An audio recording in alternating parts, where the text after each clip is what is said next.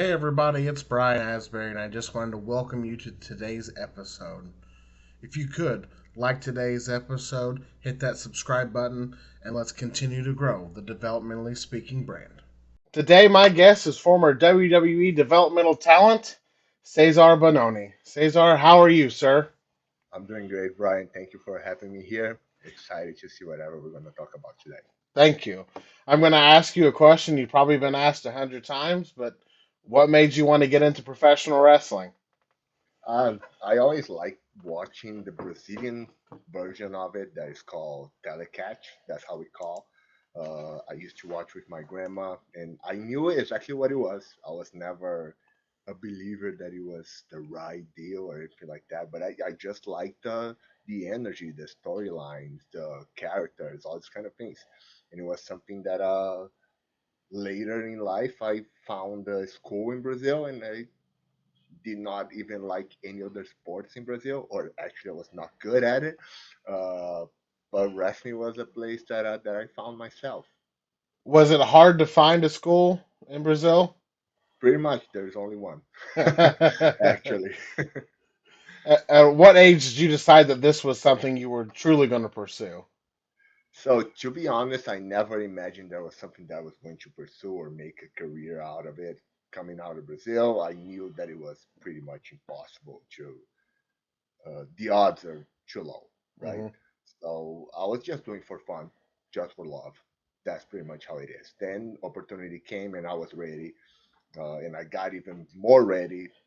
Was invited for the tryout at the WWE, and I decided to get a job. So when I stepped there, I had other amazing athletes that they had no idea what wrestling was, and they was just there for the opportunity to leave Brazil and live in a better place.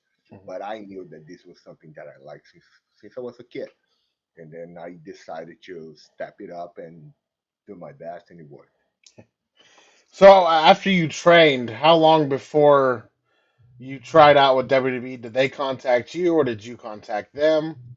They did contact. They were looking to expand, and then they reached out from the school that I had worked before. Because at the Mhm. time I was not wrestling in Brazil. I was focusing on American football, and they call me. They say, "Hey, we're looking to hire talent, but we need a bigger guy.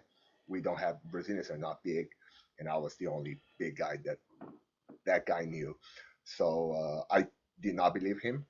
And actually, the day that they show up in Brazil was the day of my wedding. So I did not believe. So I didn't even care because for me it was impossible.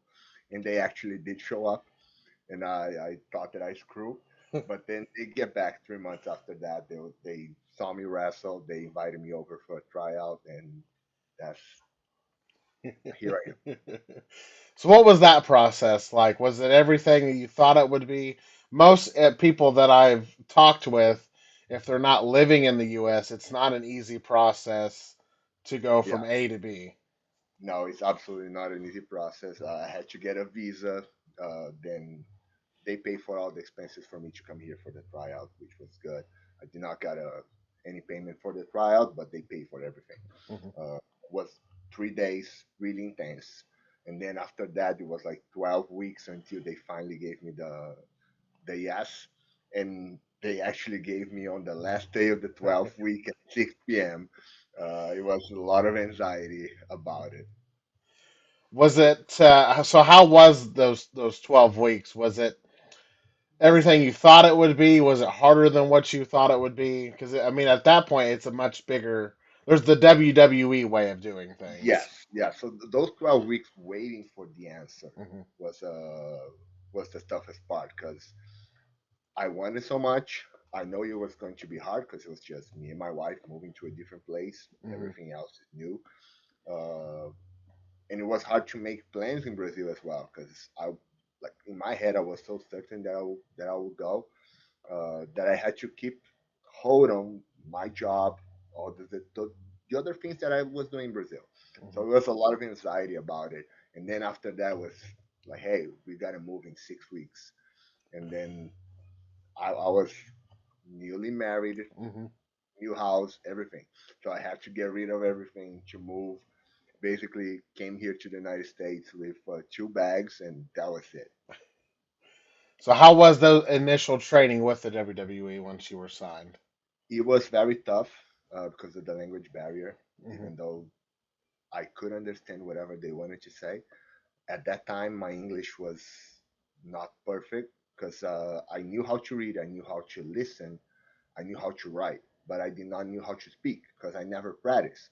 So I knew exactly what I needed to sound like, but I could not make the noises. I could not move the muscles in my tongue and my Hmm. uh, the whole part that I need to talk. Um, and it was very frustrating because there was not much patience from the coaches. Hmm. Uh, to for them to deal with that because it was something new for them as well. There's so many international people coming in that had no idea how wrestling works, and I thought that I knew as well, but I did not because it's very different. Uh, there's so much more structure, but also I thought there was even more structure behind it, but it's so much more free for you to create. And I was waiting for somebody to tell me what to create. That was the toughest part for me was to actually understand whatever they were expecting from me Hmm. and what should I do? What can I do? Because it's so many different views of what you're supposed to do, so many different bosses. It was very hard. It was very hard at the beginning, as well. Away from family, my wife did not speak any English, so it was just me and my wife. A lot of depression on her side as well. So I was getting a really bad day at work. Then I'll get home was even worse. But we survived. Was there any particular coaches that spent a little more time with you and help, well, that were more understanding of everything, or was it just Yes, yes. across? They were. Robbie Brookside for sure. He was the one that because he's international as well. Hmm. Even though he's English, he deal with more international people. He wrestle everywhere in the world, so he was a little bit easier. But I understand that the hardest part was with the other wrestlers as well. They had never ever have contact with international people that don't know what wrestling is, Hmm. and they got really frustrated. And at that time, everything was new. The PC was new. It was new for everybody. So it was not just hard for me. It was hard for the bosses. It was hard for the coaches, for the other wrestlers as well. So Hmm. I totally understand, and I don't think that was something personal at all. As time progressed, did it get easier with everything Yeah, going? yeah. It did got easier. I started to understand how to deal with different coaches, uh, how to deal with the other wrestlers. My English got so much better, so communication got better, everything got easier, right? So it absolutely did got better. As your time went on in the PC, did they have any ideas for what they wanted to do with you? Was that all up to you, or did they kind of? No, no, for me, no, never had any ideas. Was everything up to me? That unfortunately nothing works. Uh, few ideas that I had, unfortunately, was never explored or was explored to somebody else. So the only regret that I have is that I feel that I did not have the chance to do everything, to screw up myself, to try whatever I wanted Hmm. to do. And if that did not work, it was going to be 100% on me. Because there are some things I was doing that was working and they told me to stop doing. Uh, unfortunately, that's the nature of the business. They had plans and they don't like anything to be out of their plans. Do you felt like you had a fair chance to develop who you were back I then? don't. No. I don't believe. I don't believe. To be honest, I don't believe. So how long did you spend in developmental, 4.5 years. and they just never gave you Yeah, the right yeah, opportunity to? It seems like they sign a lot of people at once. Is it? yeah. They did sign a lot of people at once, but they had their plans for whoever Hmm. they signed already, the big names. And if what I see is that at that time, if they have somebody that is exceptional, they will push that. They will help Hmm. with all these kind of things. If not, and again, uh, it was new for them as well. Hmm. So right now, I think they have so much better structure because I still have friends right there. and they have more chances. I believe that as soon as I got there, the PC was 1 year old, so Hmm. everything is new. So they were learning, and they are learning because it's getting better. Is there any particular moments that stand out more than others during your time in developmental? Yeah, the first match that I had on TV for sure with now Alistair Black, Malachi. Uh, that was the moment that I, because there's so many people saying to me that I was not gonna make it to TV ever, and then I had that opportunity. And it was a really good opportunity. And to be honest, I was going to be fired next day. Uh, but I did such a good job in that match that saved my job. Why were you going to be fired the next day? Cuts, just cuts. They had to cut, and I understand the business is all good. Hmm. They just had to cut to get new people, and whoever is not giving good results, they cut. Hmm. That's how business work. And never thought there was something personal or whatever. I was not delivering whatever was necessary as well. I totally Hmm. understand on the business side of that. But good things that I got at least one chance to do something, and I did it good. Hmm. When your release came, is it something you expected, or? No, it was not. It was a lot of things was happening, but when I saw that like there was some big names being released right 2 days before me, I knew it that was happening as well because pretty much most of the internationals got released at that time as well. Unfortunately, it was a different time economically for the world, so Hmm. it's understandable. Did you have plans for what you wanted to do next after WWE? No, I No. did not, and I had no idea what to do, to be honest. And I had 30 days to leave the country because my visa was linked to them. So I had to, and they were forcing me, hey, you got to decide whatever we're going to do. We have to buy you a ticket because you cannot stay in the United States. And I was very blessed to the opportunity of apply for a green card, and it worked. 3 days. That's not enough time to 30, even. 30 Oh, days. 30. 30 30, days. yeah. That's, Still. yeah. I don't know. Like, I couldn't imagine being in that position Oh, to, I had just renewed my lease on the apartment. That was it was going to be tough. yeah. Because apartments and stuff, they're not going to care. Like, you No, signed the lease. Yeah. absolutely not. Yeah. Yeah. So, what was next after WWE? So after that, I had to wait until I could actually work. So I was trying my best to find ways to meet end, and I was baking Hmm. some Brazilian desserts, and I was selling to my friends. Um, I was waiting for opportunities. Got opportunities in AEW. Then that started to get better, but then those opportunities went off. Then my son was born. Then my wife was diagnosed with leukemia. Then everything went even lower. But after that as well, got more opportunities in AEW and finally got a contract right there. So it was everything ended up good. How did your AEW contract come about? So I was working with them whatever they need. They will call me, I'll go there, and they'll pay me.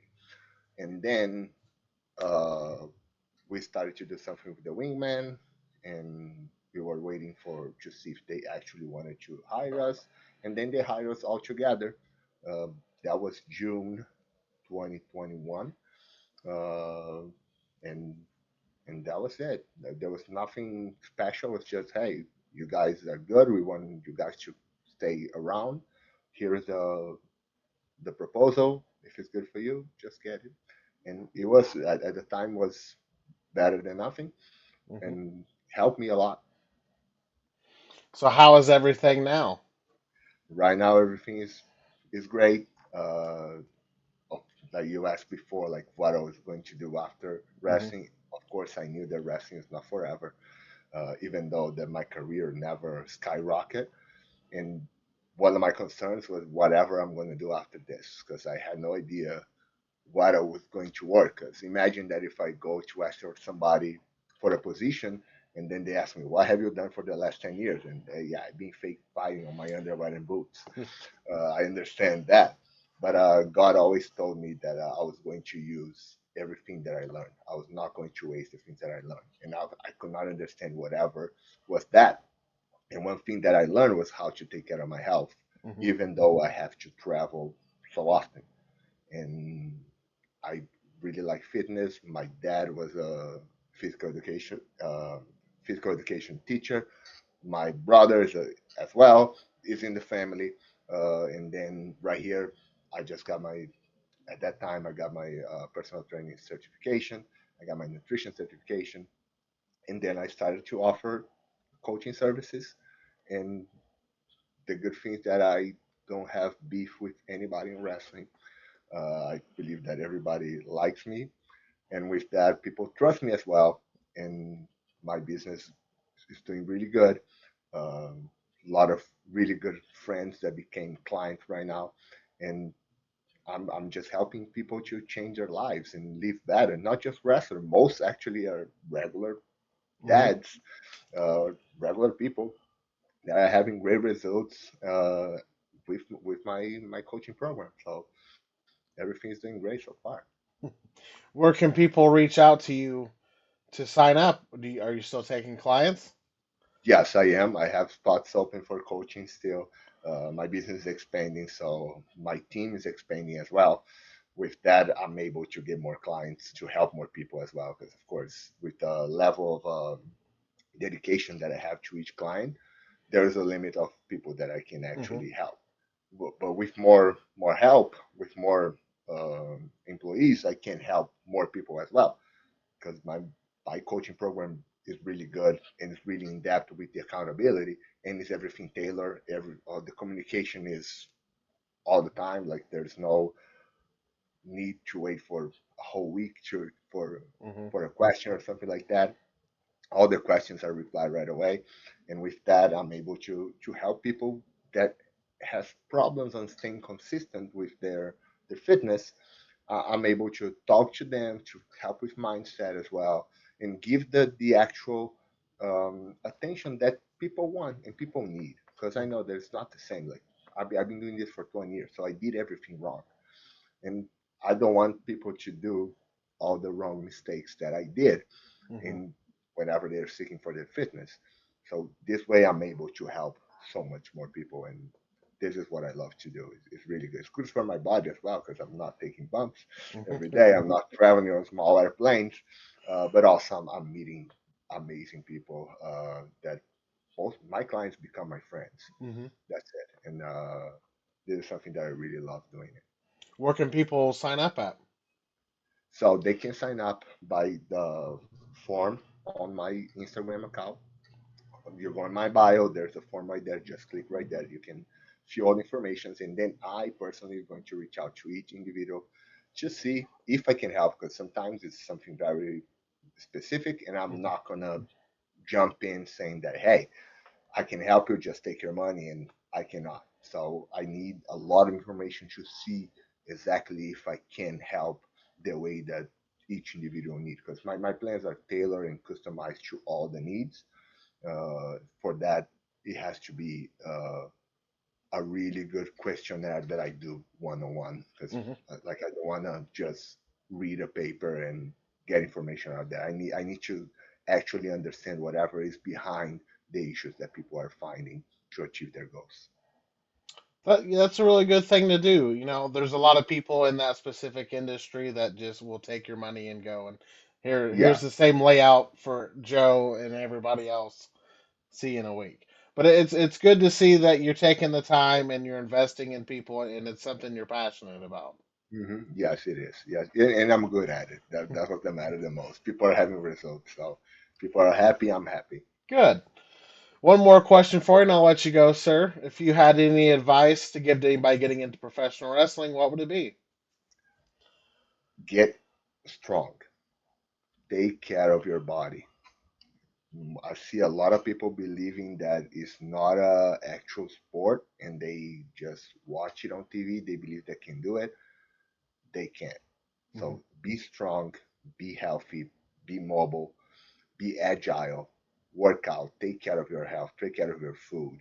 Because wherever you're in the ring, you have to take care of yourself and your opponent.